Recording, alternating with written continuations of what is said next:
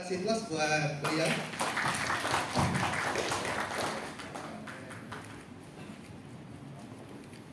Kemudian yang akan mewakili dari Klik, Mas Ben. Oke, kasih plus buat Mas Ben dari Klik. Yang ketiga dari Takaful, Pak Sutrimo. Monggo, Pak Sutrimo.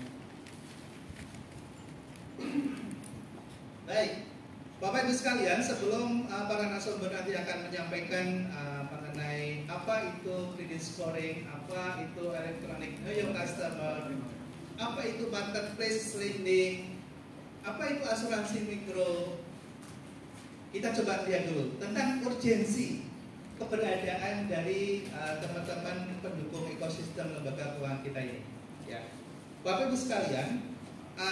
Saya coba langsung ganti priority project digitalisasi. Kenapa? Karena kalau business matching hari ini kita lakukan, tapi tanpa tindak lanjut, saya kira juga tidak akan ada banyak manfaat.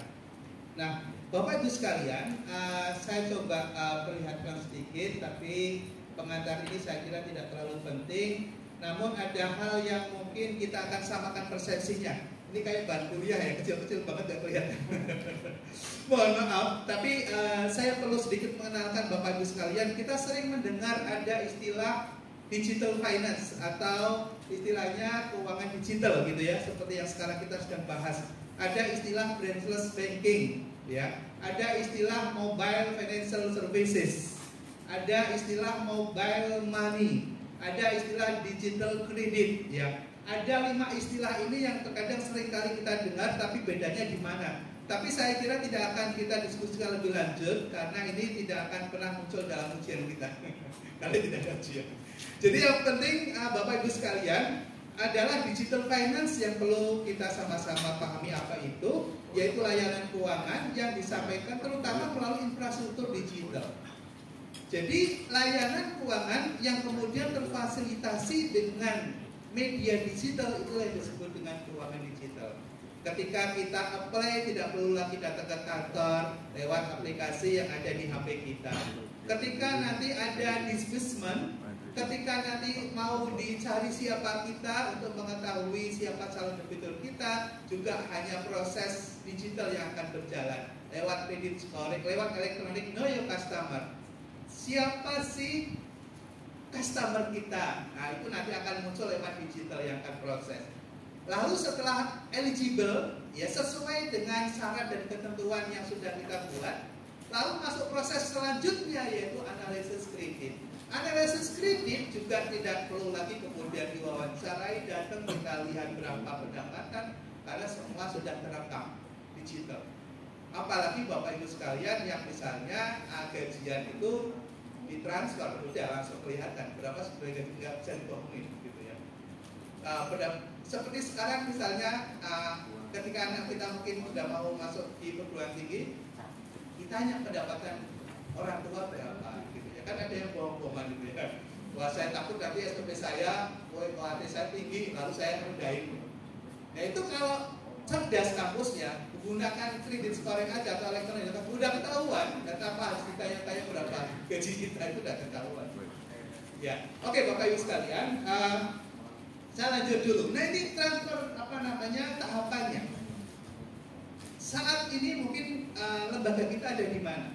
Ya, kita bisa sebut namanya traditional banking. Banking itu bukan berarti harus bank. Lembaga keuangan yang memberikan layanan dalam bentuk lending kita sebut dengan banking, termasuk LKM, termasuk BPR, termasuk koperasi juga, ya koperasi smart pinjam khususnya. Kemudian ketika dia sudah mencoba memulai kegiatan operasionalnya dengan berbasis pada internet, jadi misalnya dia transfer data, kemudian dia menginformasikan saldonya lewat online, itu kemudian kita sebut dengan online banking, belum digital. Misalnya kita kirim dari satu cabang ke cabang yang lain datanya, itu online banking. Nah, kemudian akan berubah lagi menjadi digital ya ketika kemudian seluruh aktivitas terkoneksi dari front end atau front office sampai back end atau back office. Langsung dilakukan sebuah transaksi berbasis pada sebuah media yang namanya boleh Android kah, smartphone kah, lewat laptop kah, yang kemudian kita sebut dengan Internet of Things atau IoT. Nah, disitulah yang kemudian kita berubah menjadi digital. Lalu digital itu apakah kemudian harus perfect, harus sempurnanya semuanya? Tidak juga. Sebagian dari proses pekerjaan kita tergantikan oleh digital, maka kita sudah melakukan digitalisasi.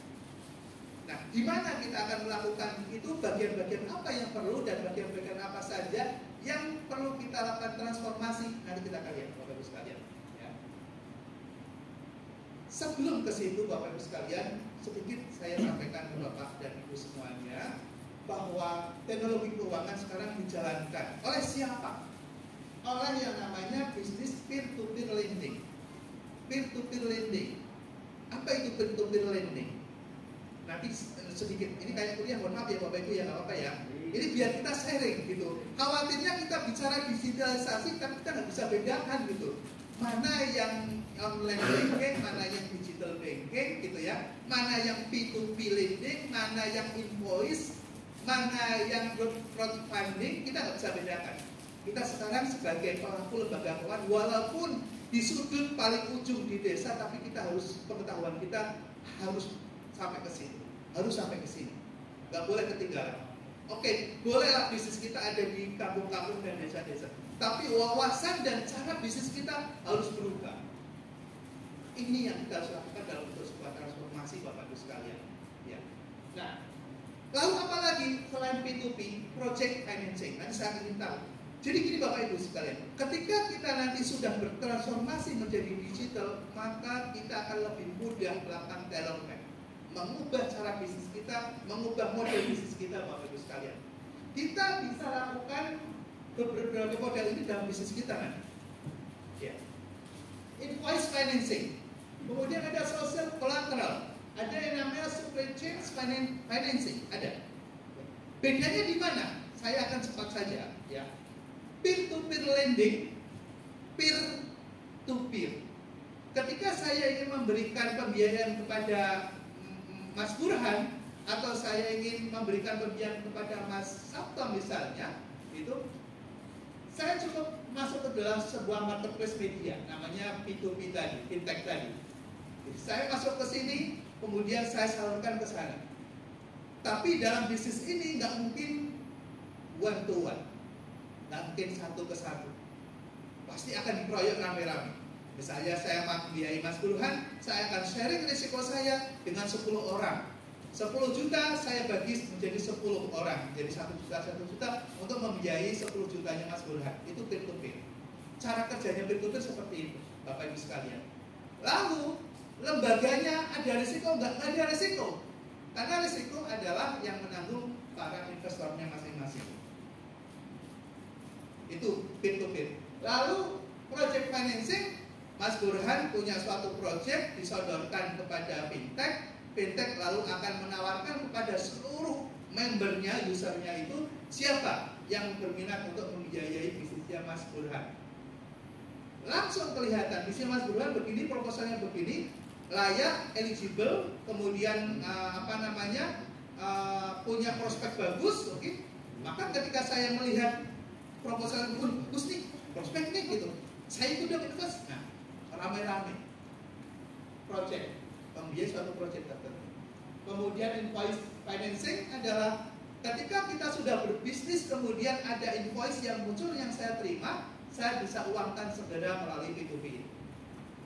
Jadi tidak perlu menunggu, misalnya dapat giro 3 bulan, kan banyak yang kalau di tempat saya di Pekalongan itu kerjanya semuanya selalu giro sama bilang giro sama cek 1 bulan, 2 bulan, 3 bulan gitu. Pusing kalau nunggu sampai kemudian cair itu uang, kita nggak bisa kerja. Masuk aja ke situ langsung digantikan dengan cara kita. Kemudian social collateral, yaitu bisnis berbasis pada tanggung renteng. Kemudian supply chain financing, ini yang sekarang dijalankan oleh BRI, supply chain financing. Ya, mungkin dalam kesempatan lain kita bisa sharing. Aja cerita ya Mas Bola juga sempat gimana bisnis itu dijalankan dan ternyata NPL-nya 0, supply chain management itu Dan satu hari satu orang bisa pegang delivery sekitar 3,7 rata-rata average 3,7 miliar satu ton mantri, itu mantrinya yang kemudian didukung oleh agen-agen mereka yang masuk ke dalam proses bisnis di dalam ekosistem. Nah, ini juga model-model yang dikembangkan yang kemudian bisa sangat cepat dan bisa risikonya terkendali lebih bagus. Nah, Bapak Ibu sekalian, saya kira saya nggak perlu detail ya. Ini P2P tadi yang kita ceritakan. Jadi di platformnya ada di sini, kemudian yang mengajukan pinjaman masuk ke sini, kemudian di sini yang investornya akan masuk ke sini dan memilih mana yang paling mungkin dilakukan, yang risikonya paling rendah dilakukan, gitu ya. Cerita singkatnya begitu Bapak Ibu sekalian. Nah, lalu bisnis yang nanti akan muncul di hadapan kita pemaparan adalah yang ini. Ya, jadi nanti kita kalau kemudian bisa berkolaborasi, ada media lewat sebuah platform digital, lewat smartphone baik yang ada dipegang oleh para user, para calon customer kita, kemudian terhubung dengan LKM kita, BPR dan bank kita, gitu ya. Dan kemudian ini nanti bisa ketemu, ya bisa ketemu tanpa kita harus datangi. Nah, kalau nanti ini ketemu, lalu akan diverifikasi melalui electronic know your customer. Setelah kemudian pasti orangnya eligible, gitu ya, calon eligible, baru kemudian masuk ke dalam penilaian analisis, yaitu credit scoring nanti di belakang. Oke ya. Baik Bapak Ibu sekalian, kita lihat perkembangan di fintech ya dari 2017 baru lahir, udah terdisburse 3 triliun, kemudian meloncat. Ini berapa persen? 175% langsung naik, naik lagi, naiknya ya hampir 50% lebih. Rata-rata average-nya. Kenapa? Karena cepat sekali. Setiap bulan itu mereka bisa disburse sampai 9,5 triliun. Ini setiap bulan 9,3, 9,6. Padahal ketemunya lewat tadi, ya lewat marketplace. Nah, Bapak Ibu sekalian, apa yang kemudian membuat kita menjadi lebih cepat? Bedanya apa antara konvensional dengan digital? Pertama terkait dengan hari, artinya waktu, time. Dalam proses pengambilan keputusan, kalau di konvensional butuh 1 hari, 2 hari, 3 hari. Tapi kalau digital instan, bisa menit, bisa jam, nggak mungkin lebih dari 1 hari. Kemudian people judgment, artinya dalam mengendalikan risiko prosesnya, ini orang. Jadi sangat tergantung kepada orang. Kalau Mas Burhan udah 20 tahun lebih di dunia analisis, akan sangat paham dan lihai dan bisa menebak dengan sangat. Tapi ketika ada orang baru, belum tentu seperti Mas Burhan. Dia bisa butuh waktu lama dan errornya bisa besar karena tidak punya experience, pengetahuan terbatas. Tapi dengan menggunakan digital automatic, ya automatically dia berjalan dan standar yang berjalan. Lalu informasi dan pembayaran yang dilakukan, kalau masih konvensional masih orang. Kita ketemu harus kasih orang secara manual fisik, gitu ya. Ketika ini terjadi semua remote, ya transfer dan sebagainya. Nah, Bapak Ibu sekalian, dalam kesempatan nanti training, saya sudah menyiapkan training dengan saya, ya gratis. Saya nawarin, ayo sama saya untuk, ya saya bisa ceritakan bagaimana proses dari A sampai Z. Nah, itu LSMF yang mengutawarkan, siapa yang mau. Tujuannya bukan apa-apa, ya. Kita harus berubah, harus mengembangkan kapasitas kita. Nah, Bapak Ibu sekalian, ini sebetulnya kalau ada kesempatan waktu saya bisa klik di mapping ini, kemudian kita akan bisa melihat, ya melihat kan ini ada persoalan. Ada 2 cara manual dan cara digital yang akan membedakan. Ya, mohon maaf nih karena ada kesulitan dan waktunya sudah terbatas. Ini proses dari mulai mendapatkan customer, kemudian mana yang eligible sesuai dengan persyaratan dan ketentuan kita, ya term and condition-nya. Kemudian di sini kita akan bisa menentukan di antara yang eligible itu yang kemudian memenuhi syarat, yang memiliki kemampuan. Eligible belum tentu memiliki kemampuan. Nah, yang mampu siapa nanti akan terlihat di sini. Baru kemudian kita ada approval, ya ada disetujui atau ditolak nanti akan muncul di sini. Nah, kemudian setelah itu menjadi aktif peminjam atau customer kita, lalu ada dua kemungkinan. Kalau dia baik maka dia akan masuk ke sini, kemudian akan kita maintenance, jangan sampai keluar dari sistem. Tadinya pinjam 1 juta menjadi 1,5, menjadi 1, terus begitu muter. Ya, oke, Bapak Ibu sekalian, ini nanti cerita dalam kesempatan training saja saya kira. Di sini saya kira kurang tepat untuk saya ceritakan bagaimana proses itu terjadi, gitu ya. Saya hanya skip aja, gitu.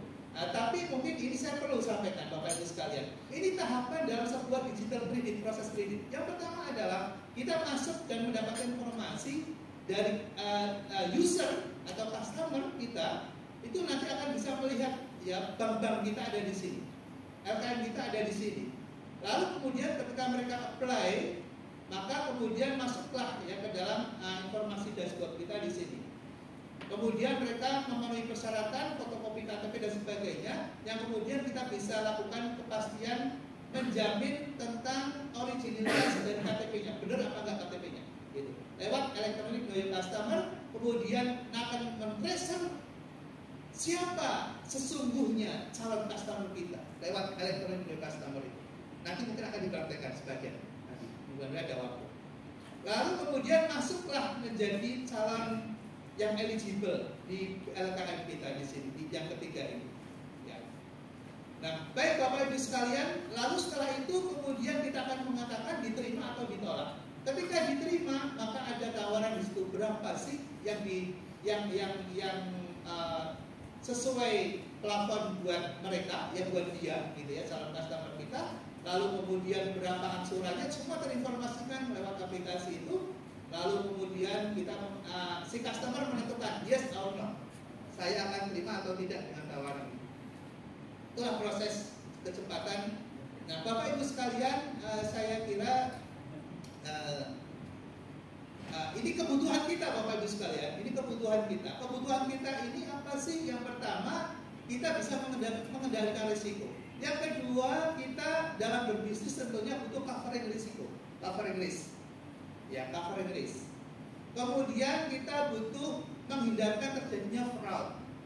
Ya, fraud harus kita hindari. Lalu yang terakhir adalah penguatan permodalan, akses permodalan. Ini ujung ketika bisnis proses kita itu evidence, kemudian bisnis kita itu governance-nya bagus ya, good, corporate governance-nya bagus, tata kelolanya bagus, maka lembaga keuangan mana yang akan menolak kita ketika kita mengajukan suatu permohonan penambahan modal, pinjaman misalnya. Itu menjadi salah satu angle trigger kita untuk mempercepat proses penguatan permodalan kita dari lembaga keuangan lain. Kita akan lebih dipercaya. Kenapa? Karena proses kita sangat open, nggak ada yang kita tutup-tutupi. Karena dengan sendirinya ketika kita sudah menggunakan fasilitas digital, kita nggak bisa bohong lagi. Apa adanya, kita melakukan suatu apa adanya, nggak ada yang kita tutup-tutupi, nggak ada window dressing. Nah, itu salah satu hal yang kemudian pihak lain atau lembaga keuangan lain akan semakin trust terhadap kita, semakin percaya terhadap kita. Baik Bapak Ibu sekalian, saya lewatin saja matching kita. Ya, matching kita di mana Bapak Ibu sekalian? Ini yang kita mau lakukan matching hari ini. Ya, matching hari ini.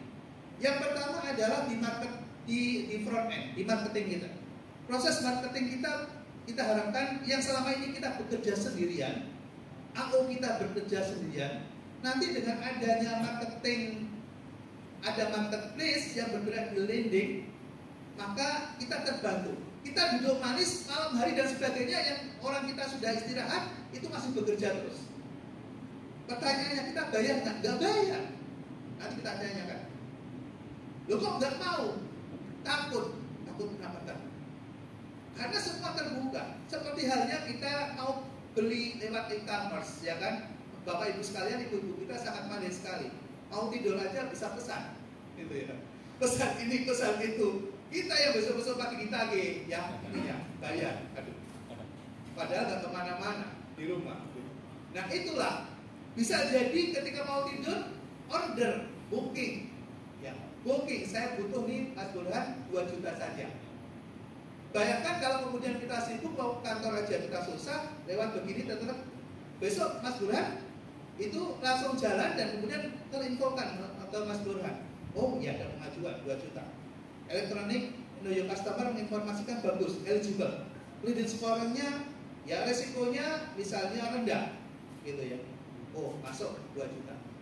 Udah hari itu juga dapat customer debitur. Bayangkan kalau kita harus nyari-nyari tiap hari.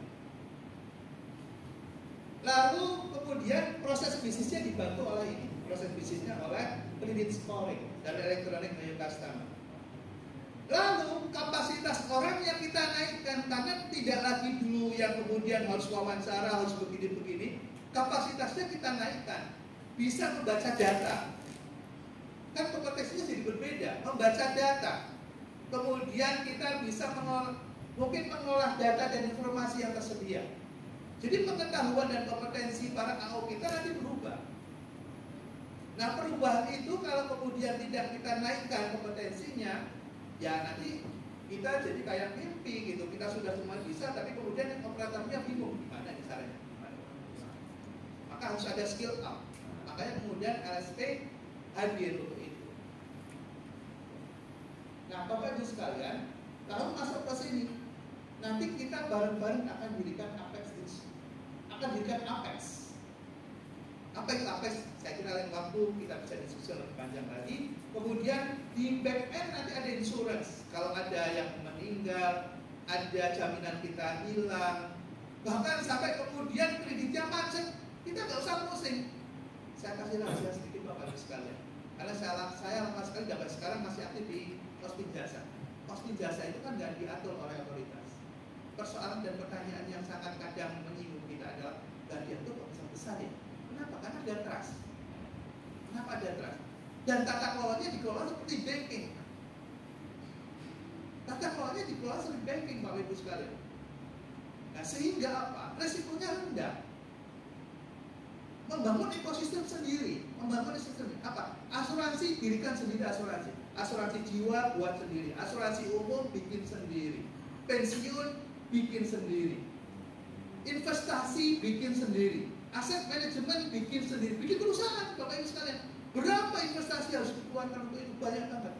Nah kalau kita berpikir dengan cara membangun sendiri, berapa lama yang kita butuhkan waktunya untuk itu? Tapi dengan memiliki ekosistem, maka dengan sendirinya mitigasi risiko kita akan lebih baik. Tanpa harus memikirkan bagaimana membangun sendiri perusahaan-perusahaan itu. BRI, wajarlah BRI pertumbuhan asetnya begitu sangat melejit dan untungnya sekarang aja 200, untungnya saja itu 200 triliun. Gila nggak? Untungnya. Jadi kenapa bisa begitu? Ekosistem terbentuk. Asuransi punya sendiri, pensiun punya sendiri, kemudian aset manajemen punya sendiri semua. Nah, Posting Jasa itu tiru kayak gitu. Nah kita lembaga keuangan yang sama sebetulnya dengan mereka itu, sama sebetulnya. Tapi kalau kita tidak punya ekosistem yang melindungi kita dan memberikan mitigasi, ya kita seperti hanya mau berperang tanpa bawa tameng gitu. Kita silakan siapa yang mau panah saya, kita harus bikin pertahanan. Oke, Bapak Ibu sekalian, saya kira demikian. Nanti kita akan masuk ke dalam marketplace, masuk ke dalam electronic customer, masuk ke dalam akses insurance, masuk ke dalam akses ke lembaga pembiayaan. Hari ini sebetulnya mestinya mau hadir, tapi karena kerja sangat ketat banget, padat banget sedang kesempatan yang lain. Ya, kemudian ya kita akses ke dalam kompetensi. Jadi kita punya standarisasi kompetensi. Nanti dalam pelaku bisnis kita di LKM memiliki kompetensi yang standar. Baik Bapak Ibu sekalian, saya kira demikian. Saya tidak perlu berpanjang lagi. Jadi nanti punya schedule kita bareng-bareng dengan Asri, yaitu setelah ini selesai, nanti kita akan buat kesepahaman bersama. Lalu kita bikin tim kecil untuk mendampingi pilot kita. Nanti akan didaftar oleh Mas Burhan selaku Ketua Umum. Siapa aja yang berkenan untuk kita join ke dalam sebuah pilot bersama. Sehingga nanti ketika latihan ya sama-sama, ketika melakukan instalisasi juga bareng-bareng, sehingga lebih cepat, biayanya lebih murah. Gitu. Lalu setelah itu selesai, kita nanti akan sama-sama mendapatkan pendampingan tentunya dari lembaga-lembaga pendukung. Kita akan didampingi sampai nanti running well, sampai kita bisa berjalan dengan bagus, dengan baik. Betul. Baik Bapak Ibu sekalian, saya kira demikian informasi dari kami dari MPA sebagai pengantar. Selanjutnya kita akan mendengarkan